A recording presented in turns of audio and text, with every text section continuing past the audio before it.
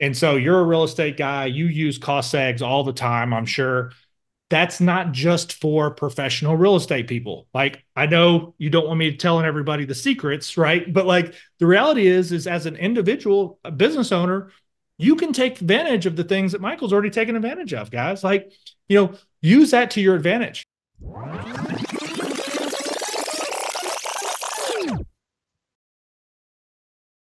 Hey, everybody, welcome back to another episode of the Richer Geek Podcast. Today we have Byron Wolfe, and Byron's gift is translating the complexities of business financial principles, which all of us hate. Keep that to the experts. He focuses on small business and easily understood communication has made him one of the most highly sought after financial and business consultants. He's a founder of CFOAF. I don't know what AF stands for. I'm thinking of something else, but it's a financial services and business consulting firm specializing in industries ranging from construction to crypto. His true passion lies in helping small business owners expand their financial reach and success through various tools like R&D and tax credits. How you doing, bud? I'm doing fantastic, Mike. Thanks for having me on. Excited to get into this, man. Yeah. So a little bit about yourself, a little bit back your background. Why should people listen to this podcast? Where you came from, where you're at, and what do you do? Yeah, of course. So I started originally long, long time ago. I started to work as an employee, figured out that that was not the way that I wanted to go. So went into to small business at a very young age. I said, "Hey, I want money. I don't really want to work for somebody else to get it. How does I do that?" And so that's where small business came from. So started my first small business. I was around 14 years old. Started cutting lawns the way most normal people would. But then very quickly found out that I am more lazy than I thought I was. And so I employed the rest of the kids in the neighborhood to cut the lawns. And I would go and I would collect the money because dealing with adults is difficult when you're that age. So I would get a yard. Somebody else would cut it. I would go collect the money. I would keep $5. So that was kind of the start of small business for me. From that, went into other arenas, went to college to try to play college football. I was not big enough or fast enough, so I was a practice dummy for a very short period of time at University of Tennessee, and then got back into small business. Started a bartending school, teaching people how to bartend, which put me around some really amazing people. That's where I first learned that partnerships are horrible if you don't set them up for success from the jump. Had a partner, went really poorly. But I learned a lot Yeah. of great aspects from that. I learned that, like, hey, partnerships can be amazing if you set them up properly from the jump. But if you don't do that and you're just hoping that things work out or trusting that they're going to work out, you're going to end up in a bad spot because things change. So from that, multiple other businesses throughout, from college, got the accounting degree, got my CPA license, worked for a firm for a while. Again, not the greatest employee. So went out on my own and started my own firm, co-founded CFOAF, actually with my wife. And so she is my life partner as my wife, but she's also a business partner, which has been amazing. But that is a whole nother Ooh. conversation to have. I love it. I really do. But I understand that there's a lot of people that don't love that and wouldn't do that. I like it. I love it. We actually we owned and operated a dealership before we were even married.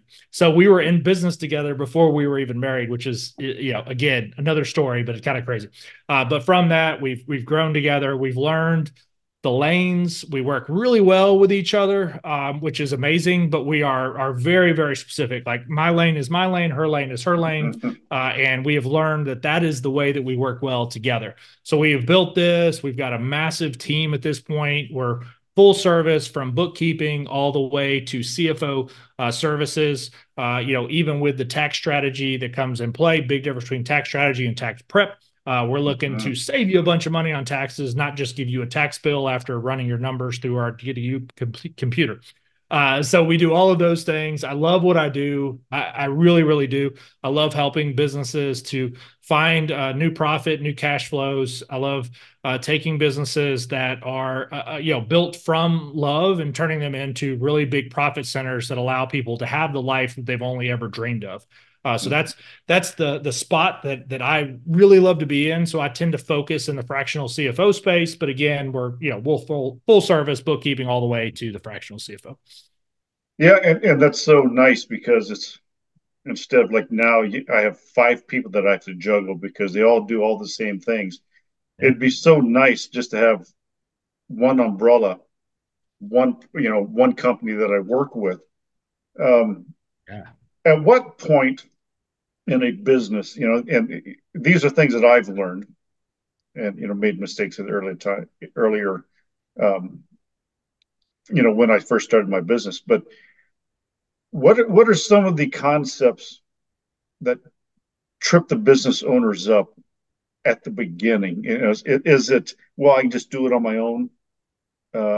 Not getting the, like my mistake was not getting a CPA that specialized in my type of business.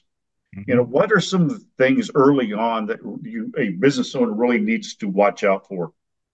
Yeah, no, I love that question. So there's really two main things that we see over and over again with small businesses. The first is like wearing too many hats. Like you Mm-hmm. said, trying to do everything on your own. Like I'm the CEO, but I'm also the COO. I'm running operations. I'm running marketing. I'm running tech. I'm running sales. I'm doing everything, and I'm running the books, and I don't even know what QuickBooks means. So like, people just doing too many things, right? You can't wear every hat. Realistically, at some point in the business, everybody figures out they can realistically wear two hats. So if you choose to be the CEO, you can probably do one other department. You can be CEO and you can run marketing. You can be CEO and run sales, but like it's really only two. And if you eliminate CEO, which I see a lot, they're like, oh well, I do sales and I do marketing, or I do sales and operations. Well, but you're also CEO. You're just leaving that out. Like if you're making all the decisions, Yeah. you're wearing three hats. That's the reality. And so I think that a lot of us will fall into that because we know, hey, I can do it better than anybody else. But here's the reality: if you're doing three things, you're really only giving 33% effort to those three, right? And so even somebody that comes in at 60% of what you can do, still almost twice what you're doing. So, knowing that you can't do everything and that overall you need to be working on the business, not in the business, that's a huge, huge thing. It seems simple, but it's a hard concept for most people to realize. The second really big thing is cash flow. And so people don't really think about this. They're like, oh, well, I'm making money. Well, yes, technically you are. But if your money is coming in slower than the money that's going out, if your cash flow is poor, it's really hard to operate. Like if you are selling all this product or you're selling all these services, things of that nature, but that money isn't coming in as fast as you need to pay out for how you're providing the services or the product, you're not going to have enough money to operate. It's the same concept that allowed Walmart to become massive. They would find these great products, and then they would go into an agreement with them. Hey, we'll buy all your products on net 30, net 60, net 90. As much as you can make at that price point, we're happy to pay it. We're going to do great for you. And then if the product did well, they would make these massive orders that they couldn't provide because they're not getting paid for 30, 60, 90 days. They couldn't do it. So they'd come back, hey, we can't produce that because we don't have the cash to do it. And then Walmart would just take that product over, right? So, well-known story, but that happens all the time. It's not just big companies; it's small companies too. And I think as a small business owner, if you have employees, I think we can all answer this question if put into our mind. But if you don't have cash to make payroll, do you really think your employees are going to show up tomorrow? Probably not, and that's probably the fastest impact to cash flow. But if you can't pay your suppliers because your biggest customer, which is it's always the biggest customer, right? Your biggest customer has net 60, net 90, and Yeah. then on top of that, he's slow paying you, well, if that customer isn't providing the cash that you need to continue to operate, that's not your best customer. That's your worst customer. And so a lot of times we find that out, we get into it, and we're like, hey, what's going on with Bob? Bob owes you 100 grand. Oh, that's my best customer. He buys more product than anybody. Well, Bob hasn't paid you in 3 months. You've got 6 payrolls that have occurred for the services you Wow. provided Bob, and he needs to pay you. Like, this is why your business is failing. That's your worst customer, not your best. So it's knowing that cash flow is the lifeblood of your business. You got to have cash. It doesn't matter what your revenue is. Honestly, it doesn't really matter what your expenses are. You got to have cash flow coming in, and it's got to be more than the cash flow that's going out. And that's business 101, isn't it? But people, I love what you mentioned about working in the business, on the business. We all struggle with that because it's like you're afraid to spend money Yeah. hiring people, right? But you look at is there an ROI? And then the importance of your unique ability. Like, my unique ability is not accounting. So why in the hell am I doing accounting? Yes. Yeah. You know, and for all these years, I was doing those three, four, five different things. But what was I not doing? I was not buying more hotels. I was Yep. not buying any more assets because 85% of my time was doing this, doing $12 an hour things, Yep. instead of big thinking. So I didn't start growing until I was like going, you know what? Delegate, hire a Yes. team, and that includes the CPAs, the advisors, the attorneys, the general managers, people running the day-to-day businesses. Um, No, I that, agree with that. And I yeah, love what you said about the $12 thing. yeah, Yeah. That happens all the time. You yeah. know, people do You're it an all the owner of time. the business, right? You're an owner of the business. Is your time worth more than $12 an hour? Yeah. You know, Yeah. And so when you talk about hiring people, and a lot of people get freaked out about that. I get it. Like, oh man, I got to hire this guy. He wants 100 grand, right? Like, I get it. That's a lot of money. It's scary to do that. Well, first off, you're not paying 100 grand. It's 100 grand a year. That's paid over time. But second, like you just said, it's the ROI.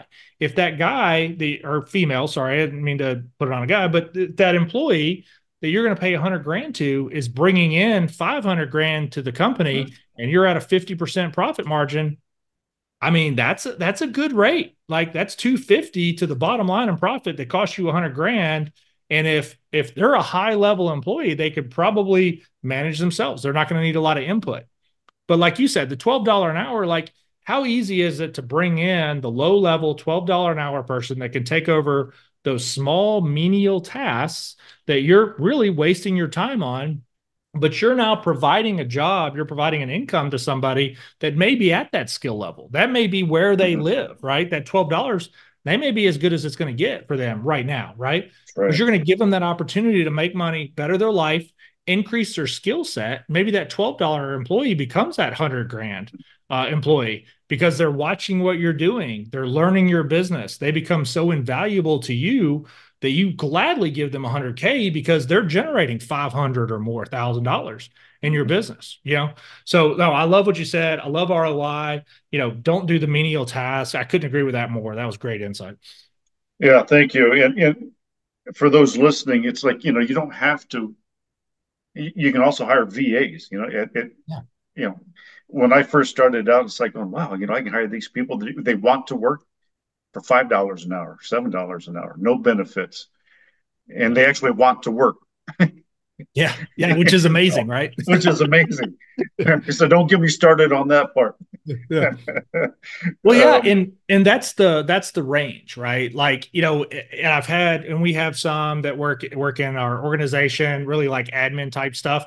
yeah. But they're like, and they're like, like, I think it's 8. I think our lowest is like 8, 9. I think our highest, I think, is like 18. Mhm. I had somebody say, well, like, don't you feel bad about paying them, $8 an hour? I'm like, no, $8 an hour there is like really good money. That's right. So no, I don't. If I gave $8 to somebody in the US, they're not going to do anything, right? You can move to California and get a job at a fast food place making $20 an hour and do 10% of the work and probably not get fired. Yep. So nobody here wants $8 an hour. And I'm not trying to get political, but like it's unreasonable. So Mhm. if you have that admin stuff, you're giving somebody, that $8 an hour job that's like game changer for them, right? They can Yeah, live over there at $8 an hour. They can support, a small family at $8 an hour. it's And then upper middle class. It's upper middle yes. class there, and for mine, $7 an hour, they saved up to buy a house at Yep. $7 an hour, and they don't understand. They're looking at it as the American equivalent, but Yep. when the minimum wage or average wage over there is $2.50 an hour, $3 an Yeah. hour, you're paying them seven. It's a win-win. Yep. Yeah. We've hired, I don't remember how many. I think we have a ton. I think we have like 7 or 8 right now. Mm-hmm. But we hired our first, I think, two through an agency.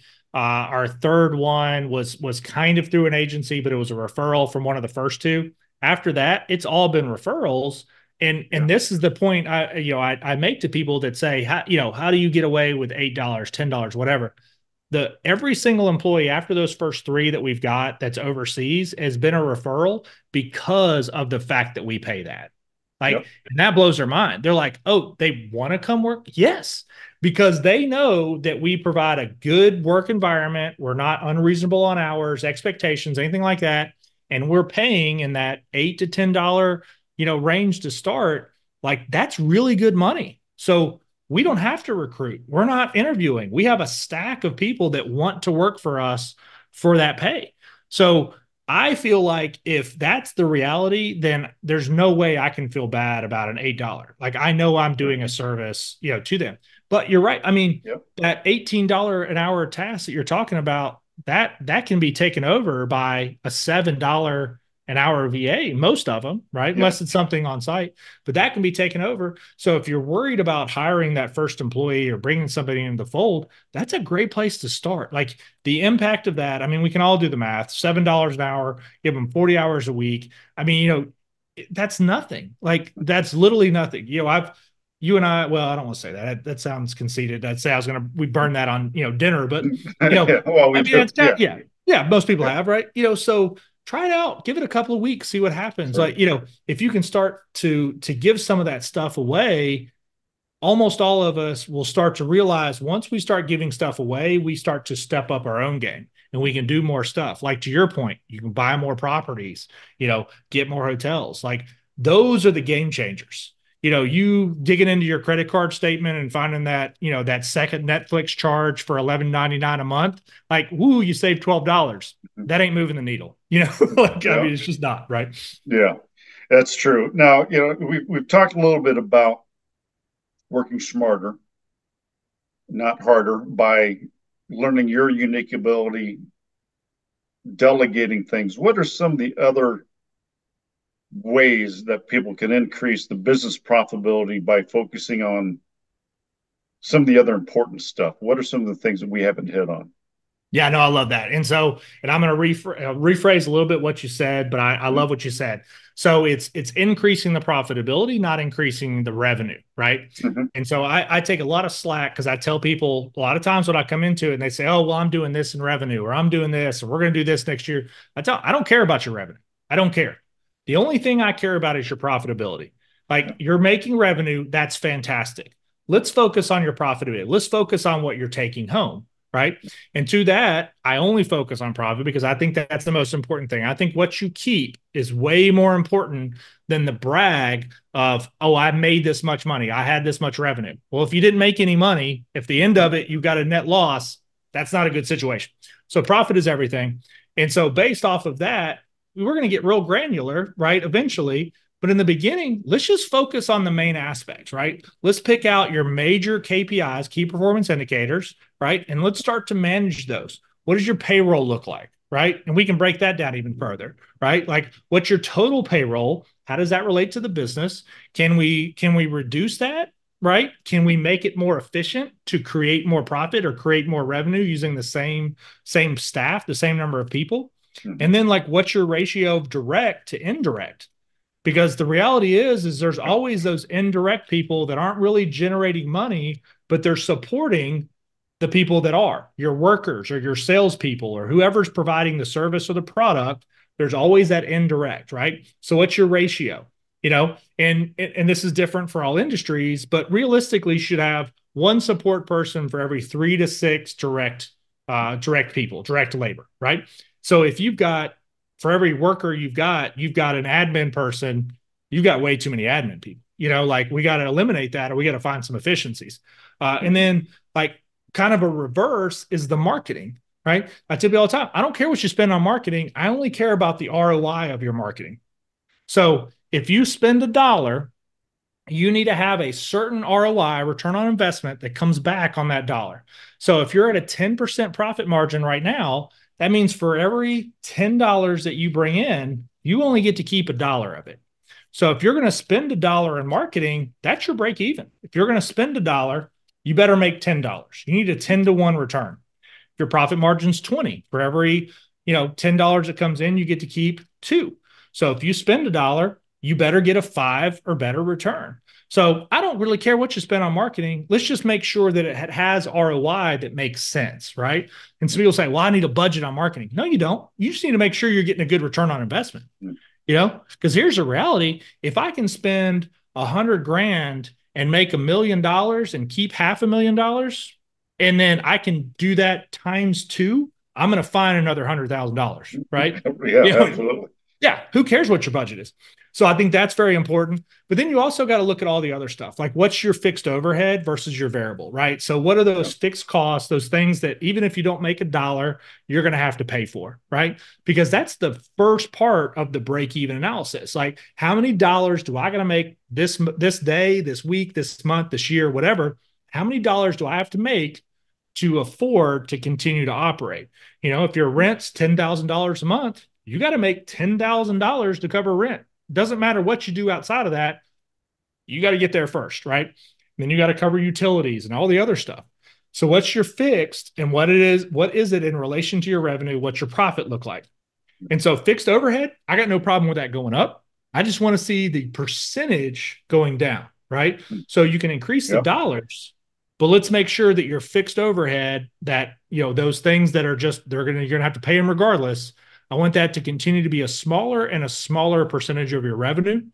And then the other thing that I really love to look at in the beginning stages is coming back to the employment, is that revenue per employee. It's a fantastic indicator of where you're at, how your efficiencies are running. So for every employee that you have, that revenue per employee, so if you've got 10 employees, right, and you've got, $1 million, right? Well, you're generating 100,000 per employee, 100,000 per, $1 million divided by 10, $100,000 a piece. So that's a great indicator from kind of a high end overview of how I'm doing. How are we efficient? Do we need to hire people, right? Do we need to find more efficiencies? Hopefully not fire them, right? If you've got the right people in the right seat, hopefully you're not terminating them. But maybe it's an indicator that you hopefully have the right people in the wrong seat, but you may have a situation where you got the wrong people and obviously in the wrong seat, or maybe the wrong people in the right seat that are taking up space for the right person to get in the right seat. So you got to have the right people, and don't throw every employee out just because they're not doing well in that. If they meet your core values, they have a good work ethic, all the other stuff is clicking, but they're just not clicking where they're at. They're probably just the right person in the wrong seat. Find them a new seat, find out where they at. Like, you should be interviewing your employees even after you hire them, right? Find out what they enjoy doing, right? What do you love about this? What would you love to show up to work to do, right? Because a lot of times you'll find out they're doing something because they think that that's what they're required to do, but they see an opportunity within your business that they don't think they have the right to jump into because you haven't told them, right? And they can say, hey, if we did this, I think this would be game changer for the business. And you're just like, oh my God, yeah, that's amazing. Let's do it. Because you can't always see, it's the forest and the trees analogy, right? Yeah. We can't always see every aspect of our business. Granted, we're the high end, we created it, blah, blah, blah. We live on this pedestal, and so employees generally aren't going to tell us things that they think we know. But the reality is we don't know everything. We really don't. And like, the older I get, the more I realize the stuff I don't know. And I think that that's true intelligence, is realizing, man, I don't know squat about squat. you know, so if you can get there and then start the Mhm. process of learning it and like letting other people, feed into your lives, and it's game changer for you. Yeah, be a humble owner, right? You know, Yes. Yes. go in and just say, like, let's sit down one to one. I am nobody. You're because here's the thing, my employees are more important than I am, Yeah. you know, from the janitors, housekeepers, front desk, because I spent the money, but I'm not in the day to day. I'm not the one seeing the customers every day. I am nothing without, if I have bad employees, all those 1-star reviews come in, then there's no hotels, right? So Yeah. the employees are so important. Um, so we've talked a lot about profit, profitability.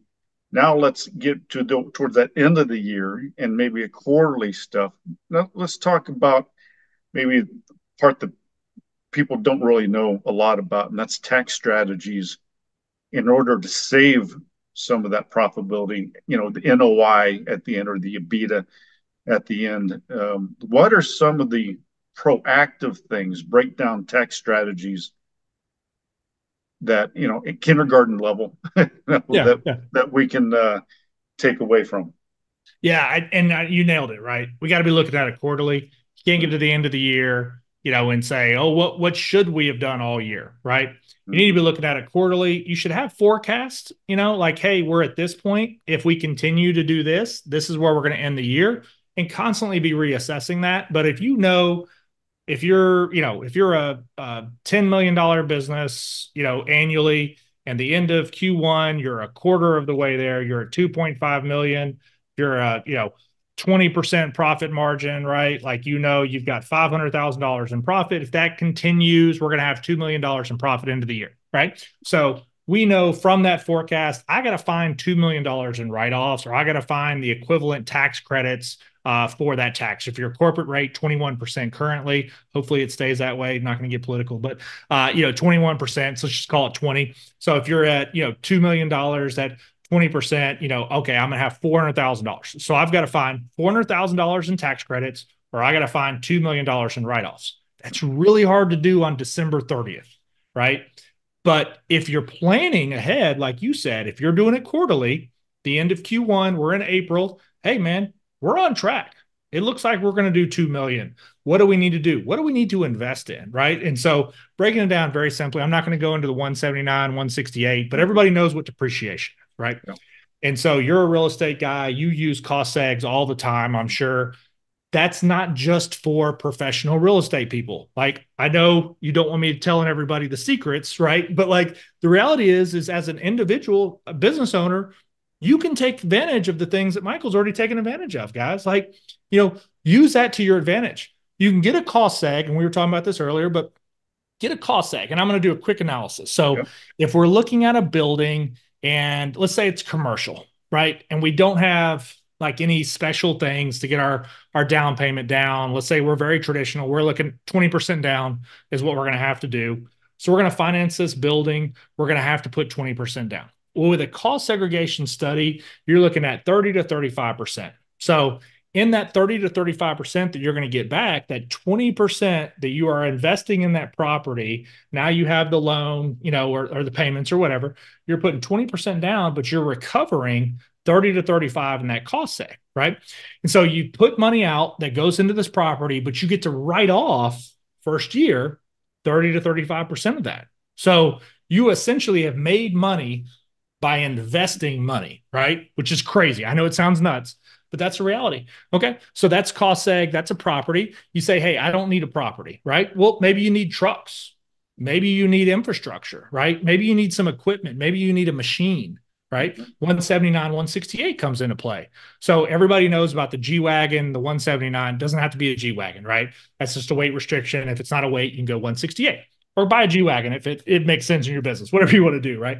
But we can invest in these things. We can buy trucks, we can buy equipment, we can buy machinery, whatever you need in your business to increase that revenue, increase your profitability. If you're going to make money, right, and you're going to pay taxes at the end of the year, right? This is not a trick. The government isn't going to find out and come after you. They want you to do this stuff. Right. Instead of giving that money to the government, invest it in your business that's going to create a higher ROI for you, right? Don't just give it to the government and say, oh, well, thanks for putting, potholes in my roads, right? Like, let's spend that money on something that makes us more money. And the Mm-hmm. government's fine with it because they know when you do that, you're going to increase the tax bubble, right? Like you're creating more jobs. You're going to make more money, which is going to result in a higher tax bracket later on. More taxes are going to come back to them when you eventually have to pay it. Or you build this massive empire that you're going to sell at some point that's going to trigger massive capital gain taxes. They're playing the long game. So Yep. as business owners, we have to do the same. We have to play the long game as well. And that means taking advantage, like you said, quarterly. Where are we going to be? What do we need to do to limit that tax liability going into the end of the year? And that's tax strategy. You have to do that. You have to be thinking about it now. Same thing as your business, right? If you wait till payday to figure out how to pay your employees, not a good strategy. You're constantly knowing, okay, Friday comes around, it's payday. I got to have 60 grand or whatever, for payroll. You're thinking about that long before Friday when it comes due. So it's the same concept. Think about the things you need to take advantage of. So, pay attention to depreciation, do a cost seg if that's where you fall. Make sure all your write-offs make sense. Like, don't pay for things personally that could be a business expense. Write those things off. That's Right. important to do. Tons of people leave stuff out because they're like, I don't really know. Is it business? Is it personal? Like, it's probably more business than you think. And that's really where like taking good notes, like having a good calendar. You mentioned the real estate professional status. If you have that option and you can get that designation, not a real estate for like selling real estate, but for tax purposes, real estate professional, if you can get that, I mean, you open up all kinds of great tax strategies. The way that you're structured, management fees. If you're a sole P right now, you're very Mm-hmm. limited on your write-offs and what you can do.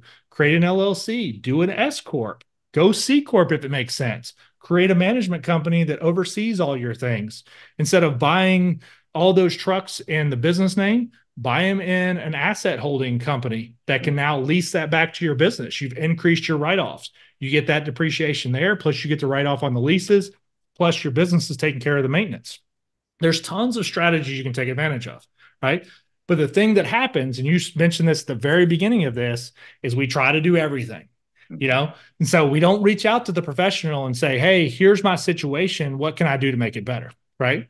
And if you can do that, and I would say that with everything, like I'm on the accounting, the CFO side of it, but I would say with everything, like I hate marketing. You know this, right? I'm not going to try to do it. I'm going to reach out to the best person I know. And I'm going to say, hey, I'm going to give you every dollar you can give me as long as it meets this ROI standard or higher. As long as you can meet that, I'll keep writing you checks. I don't care. I don't care how the sausage is made. Just bring me really good sausage. Yeah. And so as long as you're doing that, rock it out. Have that conversation. Find that CPA or that tax strategist, right? And say, hey, here's what I've got. Show me how you're going to make me money, not cost me money. Right? Yeah. Be bold. Be bold. Say, hey, man, I don't want to pay you money to do nothing. I want to pay you money for you to save me way more money than I give you. And then hold them to it. You hold your employees accountable, hold your CPA accountable. Yeah. And that's great, great business strategies. And just things that I learned. It's like, Mike, why are you buying your cars? You need to lease them and if you're going to be in the business. I'm like, why? I don't like leases. Well, Yeah. there's this capital gain thing. It's like lease it, turn it in, lease another one. Now you have a brand new car every 3 years or 2 years, and there's no capital gains. And it's the same thing. It's like you have a hotel and you have another company. It's going to be a holding company that owns the land. Now you're going to pay rent, and I'm like, oh, what? What's going on? Because there are all these strategies and people, don't do it on your own. Don't go to YouTube, find out, all this stuff. Get with a professional. I've saved so much money by going with the professionals, by delegating things out. Because I don't like it. I don't like accounting. I don't like marketing. I don't like anything, but I do like analyzing the business and looking at assets. So concentrate on the thing that you love and then delegate everything out. Now, one last thing before we go, talk about your website, talk about CFOAF.com. Yeah. When people click there, what are the options? What are the things that you learn when you click on the website? Yeah. So if you go to our website, we have some like learning material and some other things on there. But the reality is you're going to find out what our pillars are. And so we're full service. We run here from bookkeeping to CFO. So if you go to CFOAF, like Chief Financial Officer AF, you know what it stands for, CFOAF.com, right? You're going to see all these pillars. And what we have found is wherever you're at in your business or whatever your needs are, we can meet you there. Right. And then we're going to show you that you're going to ROI with us to the point where we're going to start to take over more and more things. Kind of what you said before. Why do I want 5 people to do stuff and I've got to coordinate these 5 when I can hire one person that does all of that stuff for me? Right. It's one firm that can take care of all of this stuff. But I am completely okay with people dipping their toes in.